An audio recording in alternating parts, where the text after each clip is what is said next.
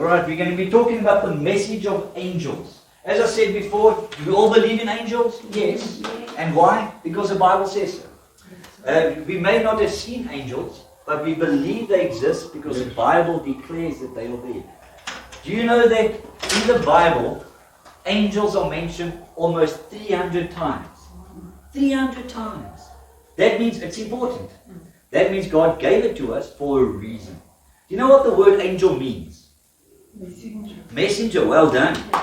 It comes from an old Hebrew word called malach. Do you know what the last book in the Bible is, the Old Testament? Malachi. Yeah, that's where it comes from. Because it means messenger, one who is sent. Malachi was a prophet who was sent. So the word angel in the Bible means messenger, one who is sent.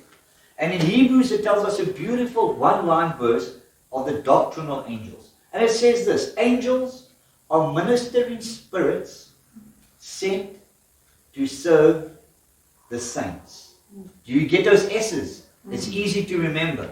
Angels are spirits sent to serve the saints. That's us. Isn't that amazing? To think that God made these beautiful creatures, amazing creatures, and their sole purpose is to serve you and me. Isn't that amazing? Have you ever thought about that before? You know, we think that we're so small and angels, but God has sent them to come and provide for us, to protect us, to lead us, to guide us, and more importantly, to give us a message. So that's what we're going to talk about today. In the book of Acts, there's 3 stories about angels.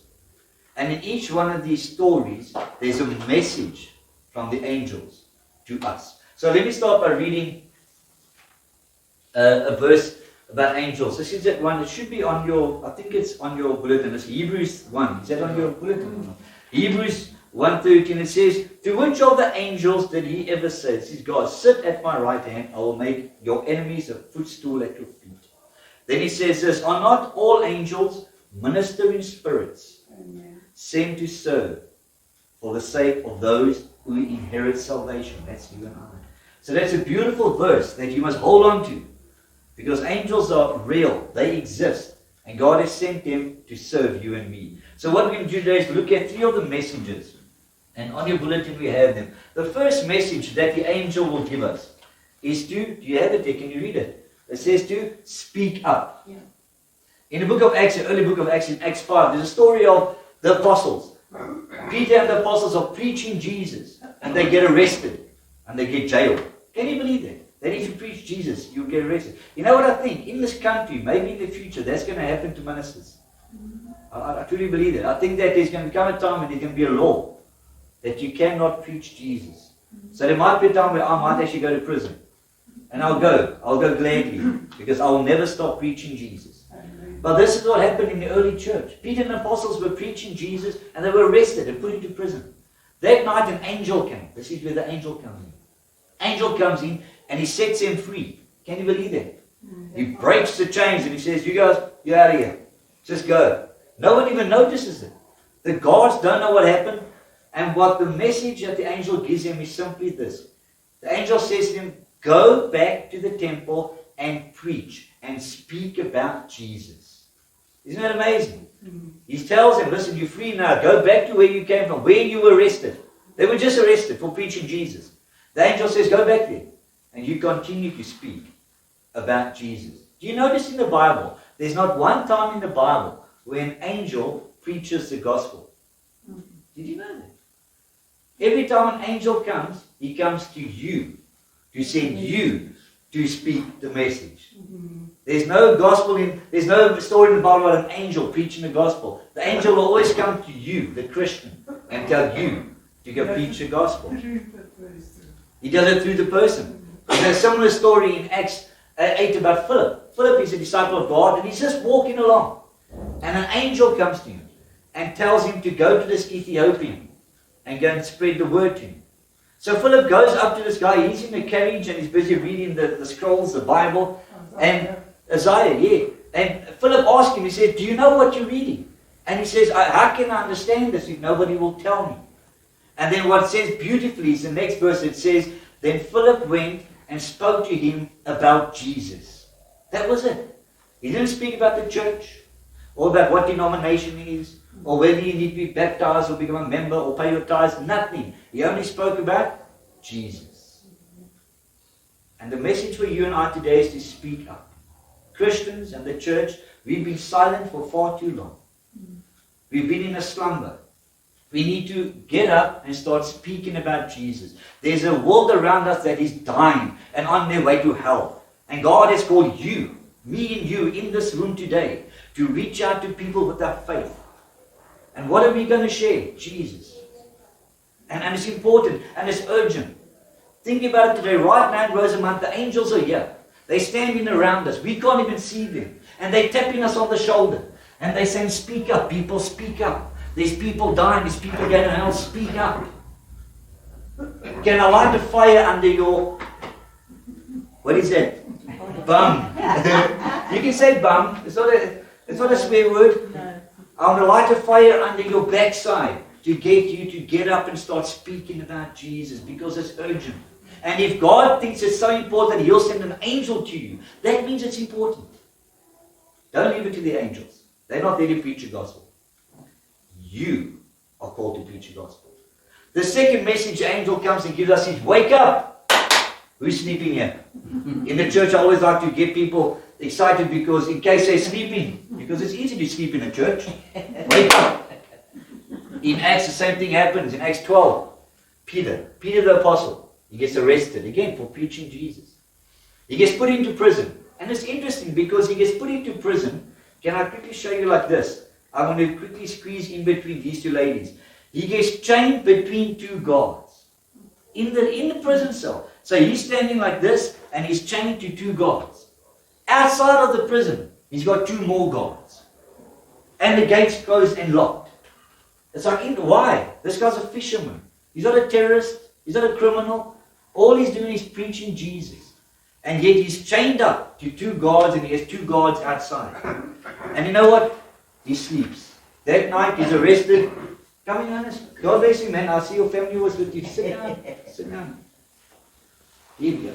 And he's sleeping. He's rested. He thinks, so he's done his job. If God calls him home, that's fine. He'll go home. And that night, something amazing happens. An angel comes to him. He appears in the cell. And in the olden days, you think of load shedding now. In the olden days, there was no electricity. Alright? There was nothing. So it was dark in these prison cells. And all of a sudden this angel comes and you can imagine this bright light shining through the whole prison. And you know what he does? He comes to Peter and he hits him on the side and says, wake up. Did I hit you hard? Let me hit somebody else. He says to Peter, wake up. Peter shakes. He doesn't know what's happening. The Bible actually says he didn't even know what was going on. He thought it was a dream or vision. He wakes up and he's blinded. All he sees is light in this dark prison cell. None of the guards know what's happening. They don't even wake up. Can you believe it? It says that the chains fell off of his wrist. The two guards next to him don't even wake up. He gets up and the angel tells him, get your shoes, get your coat, we're out of here. We're getting out of here. So he does. He gets his clothes and his sandals and he starts following the light. He starts following this angel. They go right outside. Nobody notices nothing. They go outside and they see this big iron gate, kind of like the gate you have outside. This big gate that leads out to the city. You know what's amazing? It says as they walked, the gate just opened by itself. Automatically, the gate just opened. As Peter and this angel just walked. They could have got there and said, oh, now what? Oh, man, we come this one, now we can't make it out. No. When you follow God, God will make a way where you never see a way. You might see a wall and a prison cell and a big gate, but when you walk with God, those gates will open automatically. And all you got to do is walk in faith. They go right through, they walk down the road and the angel disappears. Well, what I love about this story is the fact that he hit him and said, wake up, wake up. I'm telling you, the church is sleeping. Christians are sleeping. Our love and passion for God should be overwhelming. People should see us and say, something is wrong with these people at Rosa Munch because they're so excited and so passionate about God. They're always joyful and they're always smiling. But you know what? The truth is, people don't see them. Christians are sleeping. We love the Lord, but we're just in a slumber. I don't really care what happens. And we look out at the world and we complain. We look out at all the bad things happening and we say, you know what, the world is in such a bad place because of the sinners. You know what I say? I say the world is in such a place because of you, the Christians. Because we're not waking up. We letting the world go to the dogs. We're letting the world go to the criminals. And we blaming them. We should be waking up and standing up and saying, listen, world, I've got something to share with you. I've got the love of God, the forgiveness, the joy, the mercy. We have such a beautiful gift that we need to share with the world. And if every Christian could just step aside and share that joy and love with the world will be turned upside down. Do you know how many people are on this planet? Nearly 8 billion. 7.9 billion people. 3 billion are Christians. That's a big bloody number. 3 billion people are Christians. Nearly, if every Christian just goes and shares their faith, overnight, everybody will be a Christian. That's mind-boggling. Absolutely. And out of those 3 billion, maybe 3,000 are sharing their faith. And still, Christians are blaming the world. If all of us could just go out there and tell this rotten, stinking, sinful, criminal world that there's a God who loves them and He can change their life. They don't have to live that life no more. They don't have to murder and steal and pillage. They can come to God and find salvation and truth and joy. If we could just wake up and share that message, the world will be changed upside down. And you say, that will never happen. Do you know what happened in the early church? 12 disciples went out to preach that one message. And they changed the world forever and ever. Today we still are consequences of what they started. Imagine if 3 billion of us could do that. What we could do. The second message is, wake up. The third message is, cheer up. Cheer up. I'll be granted, no in the Bible does it say cheer up. You won't find that. But do you notice, in the Bible, every time an angel comes to someone, they say the same phrase. Do not be afraid. Do you notice it? Every time an angel comes to someone, he says, don't be afraid, I'm an angel. Don't be afraid, I'm an angel. And if you look at that, it could be cheer up. That's why I say cheer up. Because the angel's going to come and say, no matter what's happening in your life, no matter what the circumstances is, don't be afraid. Don't be afraid of the future. Don't be afraid of the financial problem. Don't be afraid of the relationship issues. Cheer up. Things is going to get better. And this is what happens in the end of the book of Acts. Another beautiful story about an angel. The Apostle Paul is arrested. Again. All of them get arrested. He gets arrested actually by the Jews. He's a Jew. And they take him and they want to kill him. You know what it says? 40 men take a vow to not eat or drink until they kill him. Isn't that horrible? Imagine how many people are here about in Rosa Munch? Maybe 40 or 20? No, he's 19. 19. Okay, so imagine if 18 people here vow that they're not going to eat or drink until they kill you. How would you feel about that? I wouldn't feel good at all. Paul didn't feel good either. So he goes to the Romans. The Romans were in charge. And he says to them, listen guys, these guys are going to kill me. So please, you arrest me. You'd rather be imprisoned by the Romans than by the Jews. Because at least they will arrest him. They won't kill him. No. So he does that. And Paul says, listen, I'm a Roman. He was a Roman citizen. He says, listen, I want to go to Caesar. I want to have my case tried in the court of Rome. And they say, it's fine, let's do that. So they put him on a boat, a prisoner with other prisoners. So Paul is en route now to Rome. And remember the story of Jonah? He gets in a boat and he goes, it's the same direction. He gets on a boat and he travels all the way to Rome. But en route there's a big, horrible storm. And the boat starts shaking. People are screaming, what are we going to do? They start throwing things overboard.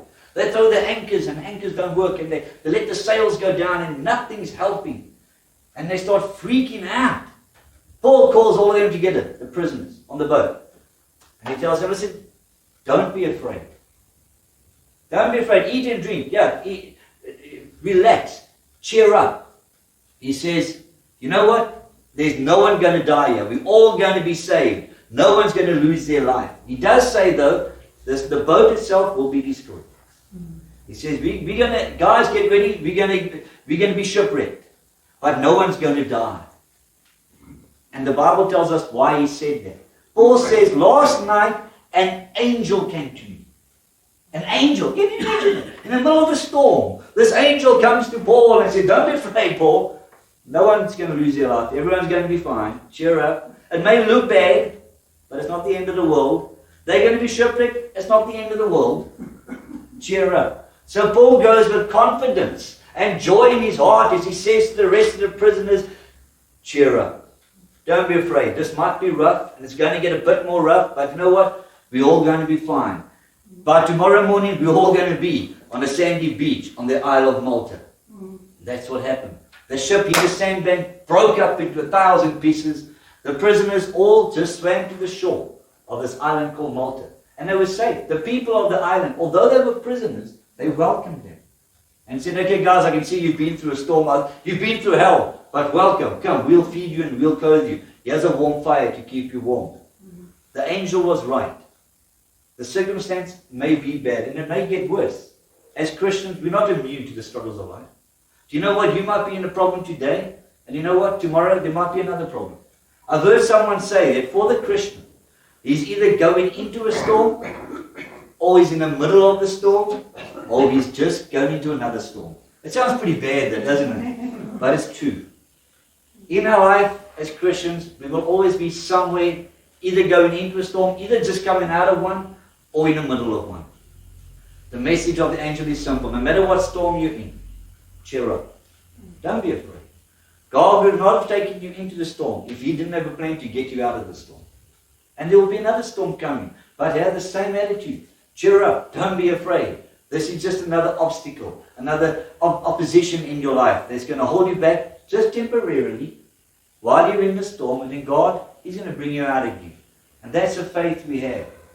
And all of these messages come from one place. The angel. There's a quick story about angels. Angels are always in the Bible. But there's some incredible stories outside the Bible. There's a story that I read about this lady. She was with a roommate in a flat. This is in America. And what happened is this. Her roommate went out one night. And she was left alone. So she went to bed as usual. And all in the middle of the night, she hears this voice saying, wake up. Lock the door. She first ignores it. Again, she hears the same voice. Wake up. Lock the door. She gets up, puts on the light. Nobody's there. But she remembers the voice that said, lock the door. So she goes to her front door. She looks at it and she says, no, but it's fine. The door's locked, it's chained. No one can get in it, it's fine. She remembers, okay, I've got a back door. She goes to the back door, which is always locked and closed. But this time she goes, it's unlocked. Sure, her heart nearly stops. She says, oh no. As she starts moving towards it, she hears noises outside the door. People talking. Criminals were about to break into her house. And she freezes. You ever get like that? When you get so scared, you're just paralyzed. And at that moment, the voice says again, lock the door. She jumps forward. She quickly locks the door. As she does that, you know what happened? The handle started to move. If that voice hadn't said that, a second later, those people would have been in there. They could have raped her, they could have killed her, they could have stolen her. The worst things could have happened if it wasn't for the voice. She believes to this day that that is the voice of an angel with one simple message. Wake up. Wake up. How many times does God not send angels our way? You know what Hebrews says? Sometimes we have entertained angels unaware. Yeah. Wow, what a verse. I could be an angel today. Yeah? I don't say I'm an angel. But there could be someone in your life that has come across your path to give you a message or comfort or encouragement. And we wouldn't even know him about it. It could be the beggar at the street. It could be someone that all of a sudden comes to you and shares something with you. And you kind of think, who is this person? Where did they come from? It could be an angel coming to give you a message from the Lord. The message for you today to take you through this week is very simple. Believe in angels because they exist. And when they talk to you, listen to them. Amen.